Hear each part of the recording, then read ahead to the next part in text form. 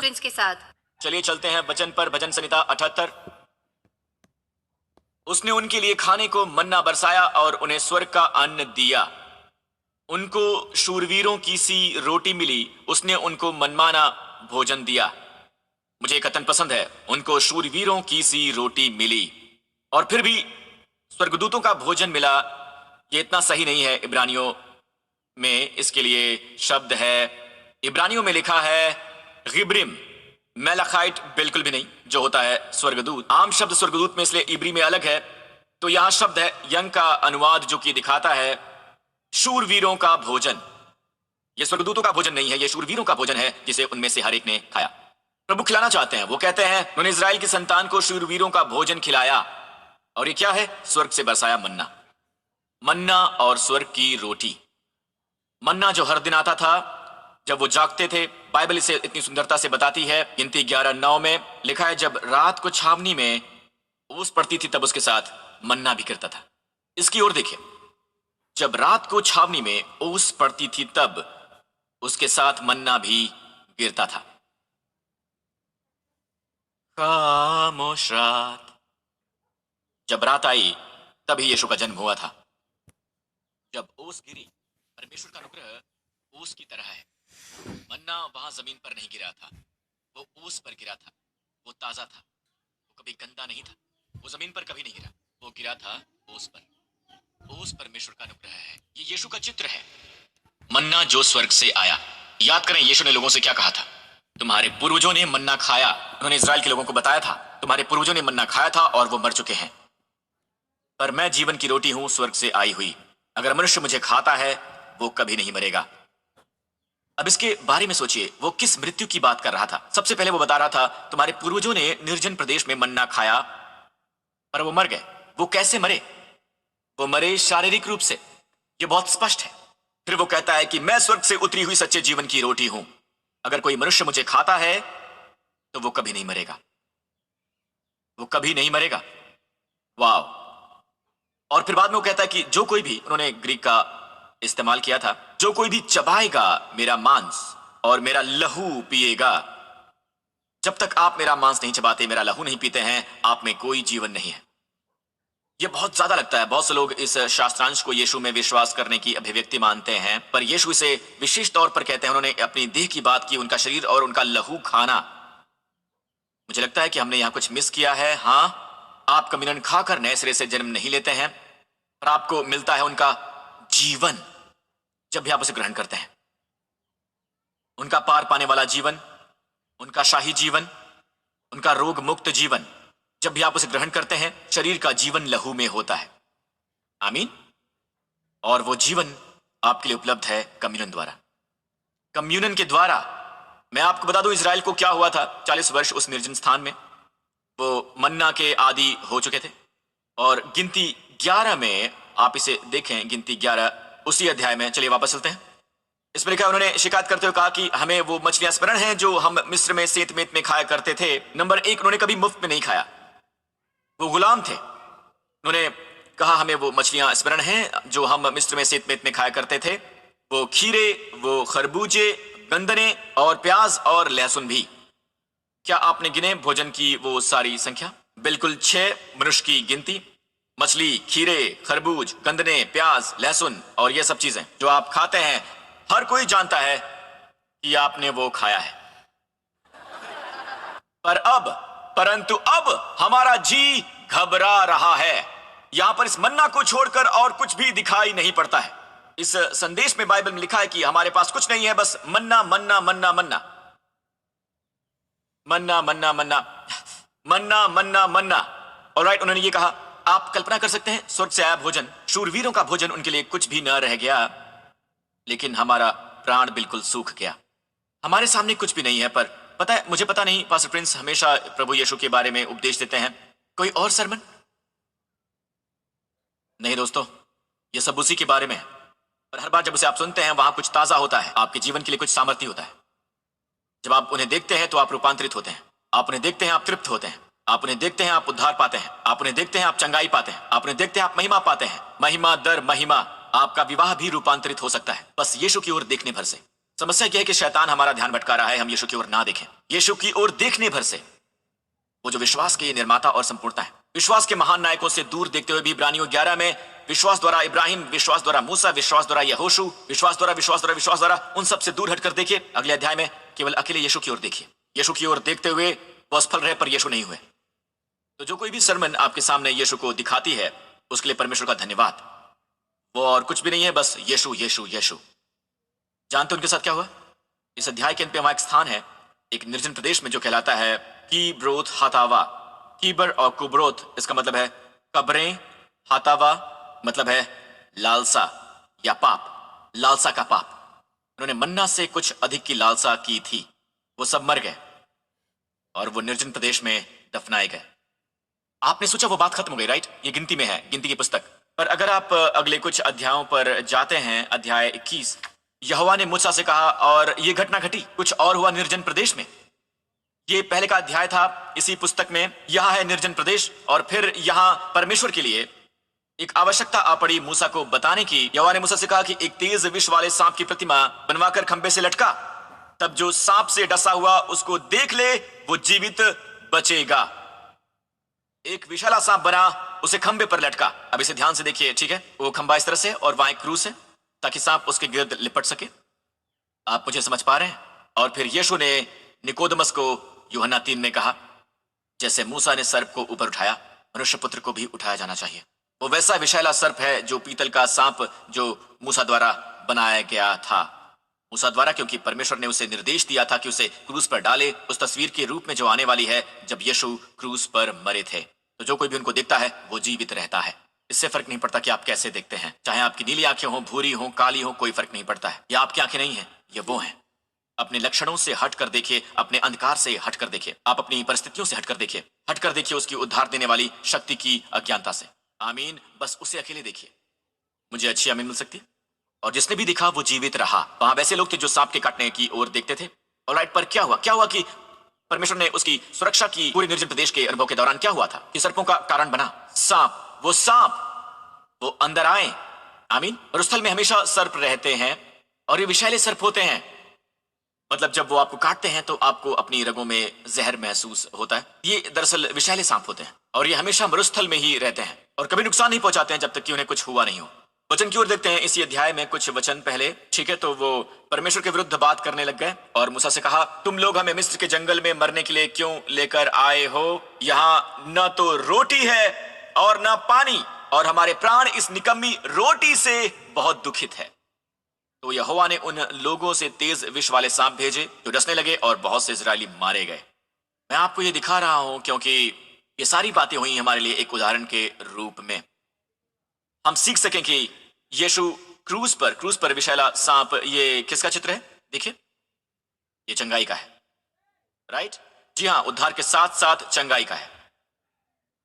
Okay, यीशु वहां क्रूस पर, आमीन, सांप क्रूस पर। बहुत से लोग हैं जो ये बहस करते हैं कि आज मेडिकल एम्बलम सांप का क्रूस पर एक मंत्र है वगैरह वगैरह, पर यह दिलचस्प है कि एक छड़ी की तरह है और मेडिकल एम्बलम की तरह एक सांप है, मेडिकल एम्बलम की तरह।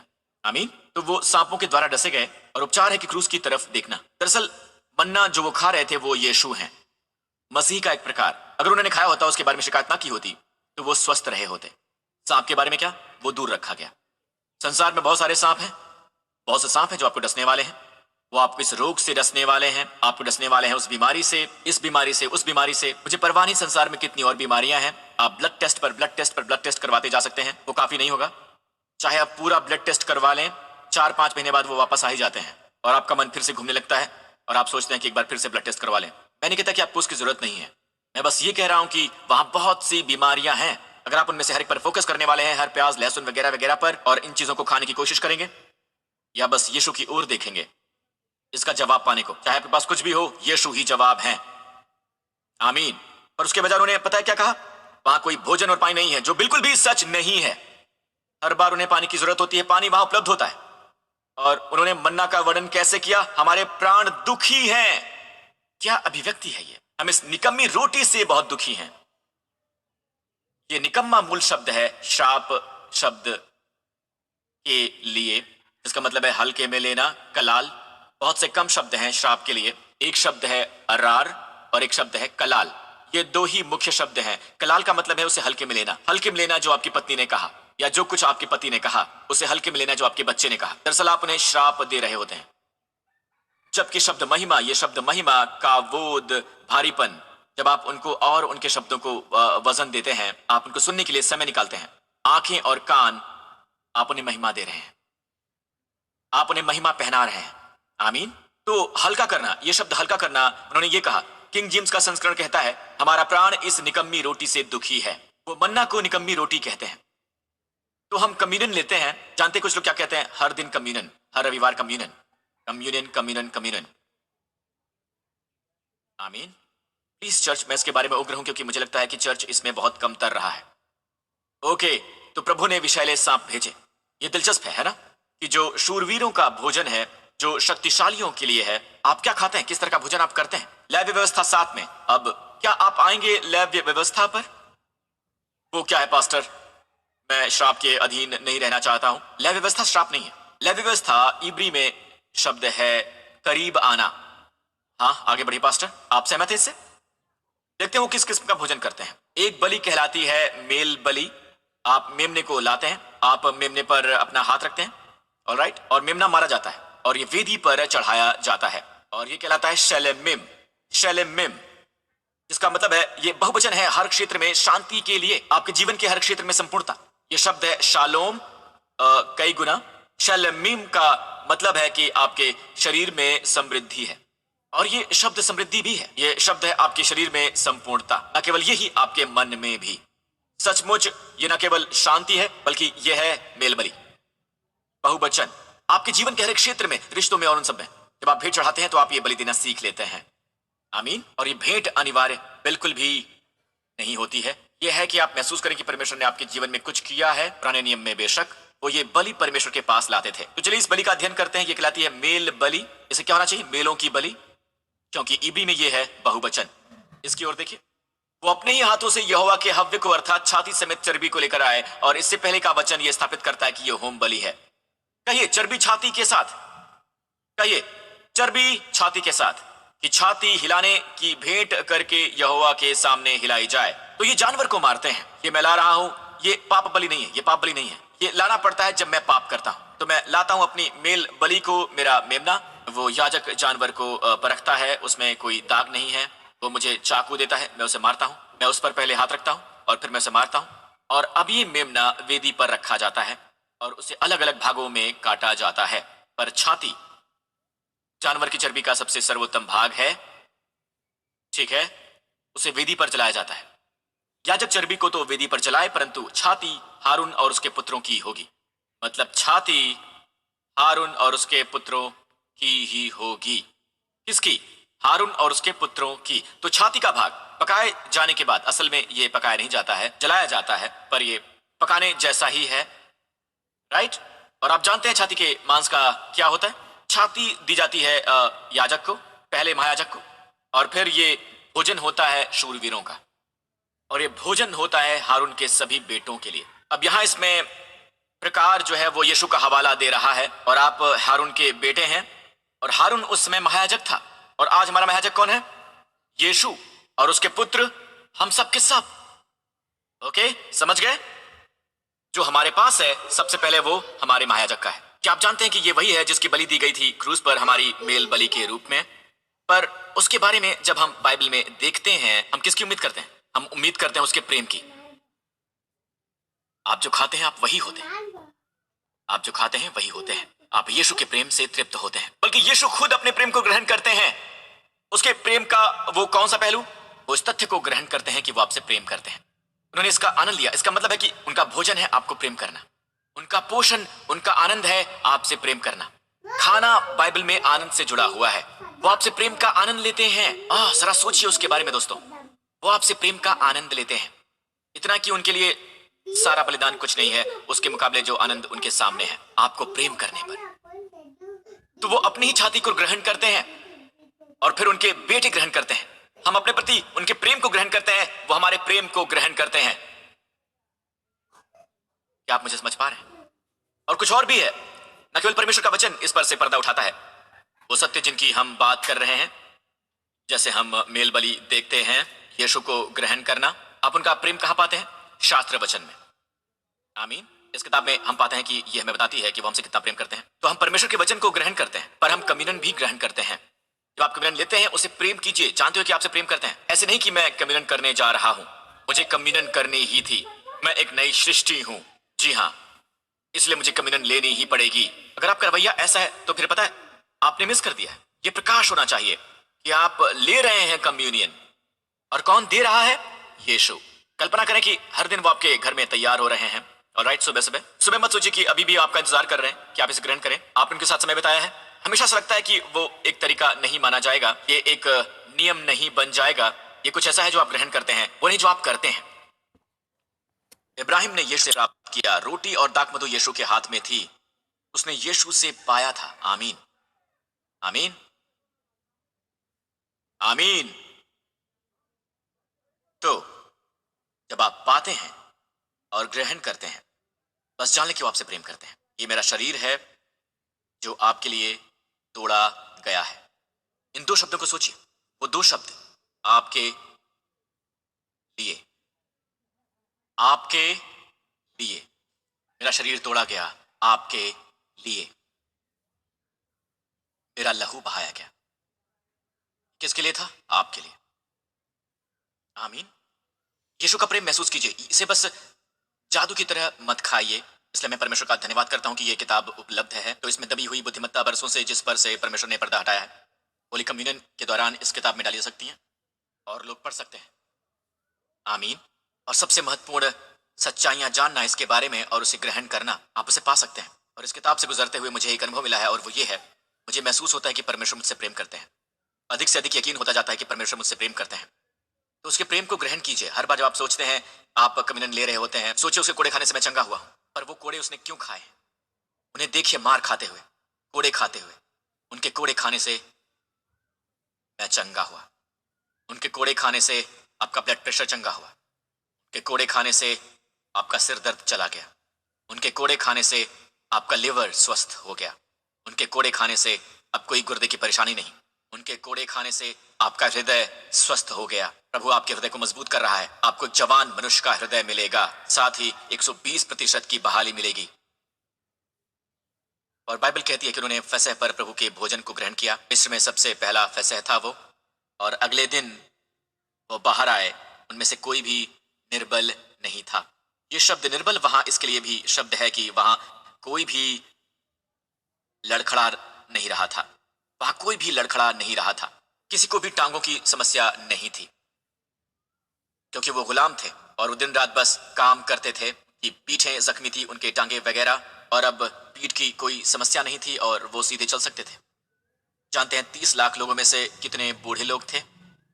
वो वहां बरसों से थे दोस्तों, बहुत से बूढ़े लोग, और वो सब सीधे चल सकते थे। हम अभी तक उस तक नहीं आए हैं संपूर्ण स्वास्थ्य पर।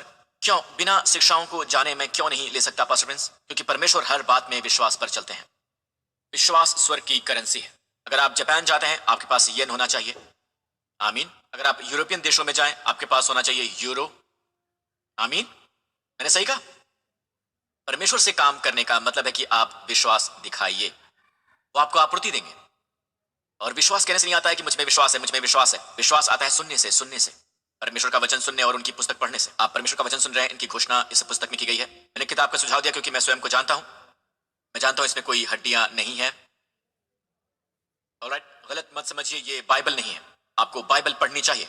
आमीन। अगर आप गलत समझ बैठे, कोई वचन या वचन का गलत अनुवाद कर दें, ठीक है, तो ये किताब है आपकी मदद करने के लिए। आमीन। तो मैं चाहता हूं कि आप सचमुच ये समझ लें कि प्रकाश कितना ज्यादा महत्वपूर्ण है। प्रकाश में ताजगी होनी चाहिए। आमीन। अब इससे पहले कि मैं आपको जाने दूं एक सच्चाई, गौर करें कि छाती जो हारून और उसके बेटों की है, इस सत्य की ताजगी को अपने हृदय में रखिए। यीशु के प्रेम को ग्रहण कीजिए। पता है क्यों? उन्हें एक आज्ञा दी गई है। एक बार जब आप छाती का मांस ले लें, आप उसे खा सकते हैं। चलिए नीचे आते हैं। ऑलराइट, और उस धन्यवाद वाले मेल बलि का मांस बलिदान चढ़ाने के दिन ही खाया जाए, उसमें से कुछ भी और तक शेष ना रह जाए, कुछ भी नहीं। अब गौर करें, मेल बलि धन्यवाद की मेल बलि कहलाती है। यह है यूकारिस्ट यानी कि कम्युनियन। कम्युनियन यूकारिस्ट कहलाती है क्योंकि ग्रीक में यूकारिस्ट का मतलब है धन्यवाद। क्या आप देख सकते हैं? ये कम्युनियन का ही चित्र है। तो जब आप इसे ग्रहण करते हैं तो आपको उसी दिन मांस को खाना होता है, आपको उसी दिन उस मांस को खाना होता है। यह आपको क्या बताता है? प्रभु का भोज ऐसे खाओ जैसे कि, ऐसे खाओ जैसे कि प्रभु मरे हो बस अभी अभी, वो मरे हैं बस अभी अभी। ऐसे ग्रहण ना करें जैसे वो 2000 साल पहले मरे हैं, बहुत अरसा पहले मरे हैं, बिल्कुल भी नहीं। इसकी ताजगी बनाए रखिए, साथ ही प्रकाश की ताजगी भी। देखिए, मैं ज्यादा तल्ख नहीं होना चाहता हूं वगैरह वगैरह। महत्वपूर्ण है कि आप कम्युनियन के बारे में शिक्षाएं जान लें जो आपको तृप्त करती हैं, खासकर जब आप परीक्षा से गुजर रहे होते हैं, क्योंकि आप सच्चाई को ताजा रख रहे हैं। मैं उन सच्चाइयों पर नहीं जी रहा जिन्हें मैं जाना करता था। विश्वास वचन को सुनने से बिल्कुल ही नहीं आता, बल्कि विश्वास आता है सुनने से और सुनाने से। दोस्तों, अगर आपने प्रभु यीशु मसीह में अपना विश्वास नहीं डाला है तो मैं आपको यह बता दूं कि जो कोई भी प्रभु का नाम पुकारेगा उद्धार पाएगा। वो आपसे प्रेम करते हैं और वो क्रूस पर आपके पापों के लिए मरे, वो सब उठा लिए गए हैं। अगर आप उन पर अपना विश्वास रखते हैं, यह प्रभावी जरूर होता है कि आपके साथ जोड़ा जरूर जाता है। वो वहां पर नहीं रहता, वो हमेशा आपके साथ जोड़ा जाता है जिस पल आप मसीह में अपना विश्वास डालते हैं। ना केवल परमेश्वर में, मसीह में, प्रभु यीशु मसीह में। अगर ये आप हैं तो आप इस समय जहां कहीं भी हो मेरे साथ ये प्रार्थना कीजिए, यह सुनिश्चित करने के लिए कि आप नए सिरे से जन्मे हैं, आपके पाप क्षमा हुए हैं और पुनरुद्धारित जीवन, बहुतायत का जीवन अब आपका हो चुका है यीशु के नाम पर। अगर ये आप हैं, इसी समय मेरे साथ ये प्रार्थना करें। कहिए, हे स्वर्गीय पिता, मैं धन्यवाद करता हूं आपके प्रेम के लिए। मैं धन्यवाद करता हूं आपके पुत्र यीशु मसीह को मेरे पापों के लिए उस क्रूस पर मरने को, कि आपने उन्हें भेजा। मैं धन्यवाद करता हूं कि मेरे सारे पाप, अतीत, वर्तमान और भविष्य के सब क्षमा हो गए हैं, वो सब के सब दूर कर दिए गए हैं और कभी दोबारा याद नहीं किए जाएंगे आपके द्वारा। धन्यवाद पिता, यीशु मसीह मुर्दों में से जी उठा, उसने मेरे लिए मृत्यु को जीत लिया। अब मैं उनमें हूं क्योंकि यीशु मसीह मेरा प्रभु है। धन्यवाद पिता, यीशु के नाम पर। और सब लोगों ने कहा आमीन आमीन आमीन। प्रभु की स्तुति हो। अपने पांव पर खड़े हो जाइए। क्या आप आशीषित हुए हैं? आपको प्रचार करते हुए मैं काफी आशीषित हुआ हूं और मैं चाहता हूं कि आप ये जान लें कि आज संसार में चाहे कुछ भी हो रहा हो, राइट, उस झांसे में ना आइए और बुरी खबर मत सुनिए। ओके, क्या आप इसे दिमाग में रखेंगे? ये आपका होमवर्क है। अच्छी खबर ग्रहण कीजिए, आमीन, वरना आप बहुत ही ज्यादा उदास हो जाएंगे। आमीन। कई बार जो डिप्रेस लोगों को काउंसिल करते हैं वो भी डिप्रेस हो जाते हैं क्योंकि वो सलाह की समस्याओं को ग्रहण कर रहे होते हैं। इस बात का ध्यान रखें कि आप ऐसा ना करें। आमीन। लोगों को सलाह दें पर यीशु की प्रतिज्ञाओं पर अटल रहें, यीशु को ग्रहण करें। आमीन। इस पूरे स्थान पर अपने हाथ उठाइए। आने वाले सप्ताह परमेश्वर आपको आशीष दें, आपके प्रिय जनों को आशीष दें। प्रभु आपको और आपके परिवार वालों को सलामत रखें, संरक्षित रखें, सुरक्षित रखें हर खतरे से, धुंधलके के हानिकारक प्रभाव से, हर बीमारी से, अवसाद से, भय से, सभी भयों से और अंधकार की सभी शक्तियों से। प्रभु यीशु के नाम पर प्रभु अपना मुखमंडल आप सब पर ही चमकाएं। इस पूरे सप्ताह आप पर अनुग्रह करें, साथ ही आपके प्रियजनों पर, और प्रभु आपको प्रदान करें शालोम, स्वास्थ्य और आपके शरीर को भला चंगा रखें। प्रभु यीशु मसीह के नाम पर सब लोगों ने कहा आमीन। प्रभु आपको आशीष दे। Love you very much. फिर मिलते हैं आपसे।